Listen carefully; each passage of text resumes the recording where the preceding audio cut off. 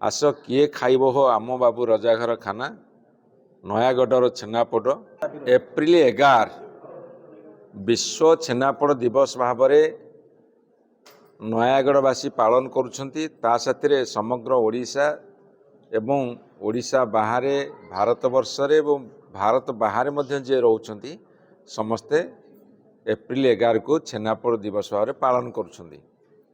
सही परिप्रेक्षी में आमर एठी जो नयागढ़ रे हेल्पिंग हैंड गोटे ऑर्गेनाइजेशन अच्छी जो माने कि यही कथा को प्रथमे सामना को आनी एवं आमे नयागढ़वासी हिसाब से एक कथा को समर्थन देइथिलु।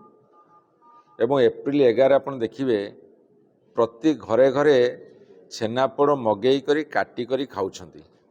मु मध्य निवेदन करी सब ओडिशावासी को एवं ओडिशा बाहर रहउतिया समस्त भाई भौणी मानकु जे आसंता काली एप्रिल 11 को छेनापोड़ विश्व दिवस भाव में पालन करंतु एवं समस्ते आसंता काली छेनापोड़ मध्य खाआंतु।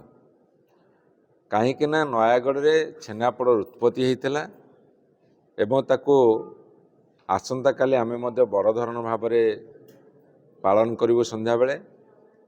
एवं जिला प्रशासन को मध्य आमे कहिचु जीआई टैग रो स्थिति बर्तमान को अवस्था अच्छी कहीं आम चेष्टा करूँ एवं जिलापाल समस्त कागज पत्र करी राज्य सरकार को देइथिले एवं राज्य सरकार मध्य जीआई टैग रो जो हेड ऑफिस अच्छी चेन्नई रे ताको पठेइथिले सी मध्य ताको ग्रहण करथिले एवं किछि आवश्यक कागज पत्र मागिथिले।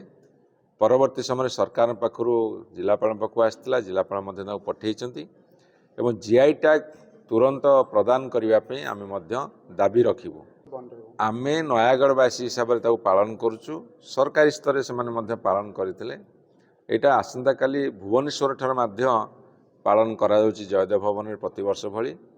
तेणु आमे तुरंत नयागढ़ साथी छेनापोड़ जड़ित आस किए खाइब हो आम बाबू रजाघर खाना नयागढ़ छेनापोड़ ये कथा जो गुंजरित हुए से आसंता काली आमे ताको पालन करिया। मु आपन निवेदन करी जे समस्त ओडिशार भाई भौणी मानकु एवं ओडिशा बाहर रहउथिबा भारत बाहर रहउथिबा भाई भौणी मानकु जे छेनापोड़ किणंतु गर्वरे छेनापोड़ खांतु एवं सदर्परे कहंतु आमे नयागढ़िया आम छेनापोड़ भारी बढ़िया।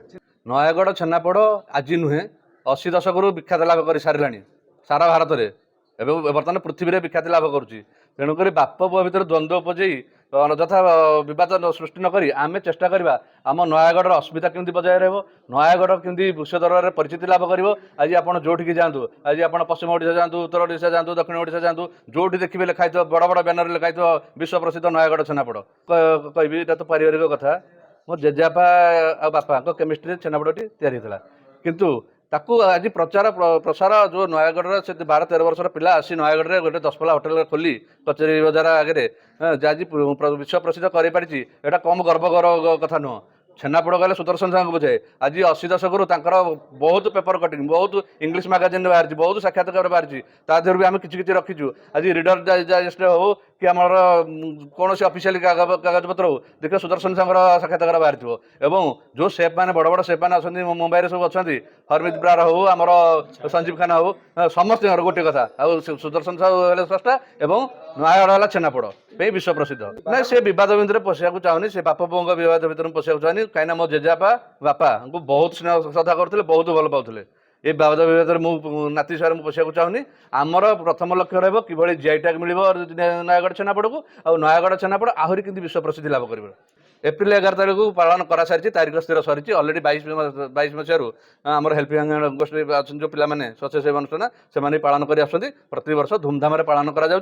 आसंता काली जो एप्रिल 11 को मु समस्त नयागढ़वासी और समस्त जिलावासी और आमर भारत जो मैंने अच्छा भारत बाहर अच्छा काली दिन टाक बहुत आनंद छेनापोड़ दिवस पालन करूँ। छेनापोड़ कहले समस्त नयागढ़ को बुझाबे किए बद कर घर घर भितर बापा करते पुओ से किसी ना आम जेहेतु सुदर्शन साहू जी आम जानते सुदर्शन साहू करते तो जन्मदिन टाक आम एप्रिल 11 पालन कर वर्ष 4 वर्ष है तो आम भी जमी पालन कर आगुरी ए वर्ष भी आम हेल्पिंग हैंड्स परिवार तरफ आम नुआ राजवाटी आम जो कल्याण मंडप अच्छी तारी भितर आम पालन करूँ संध्या 7:30 बेले आउ बद किसी ना ये ଯେମିତି ଆମର କରି ଆସୁଥିଲୁ ଏବେ ବି କରିବୁ ସେମିତି। ଅଂଶଗ୍ରହଣ ବୋଲେ ଆମେ ତ ସମସ୍ତଙ୍କୁ ନିମନ୍ତ୍ରଣ କରିଛୁ, ଆମର ଜିଲ୍ଲା ପ୍ରଶାସନକୁ ବି କହିଛୁ, ଆମର ଲୋକାଲ MLAଙ୍କୁ ବି କହିଛୁ, ସମସ୍ତଙ୍କୁ ବୁଦ୍ଧିଜୀବୀମାନଙ୍କୁ କହିଛୁ।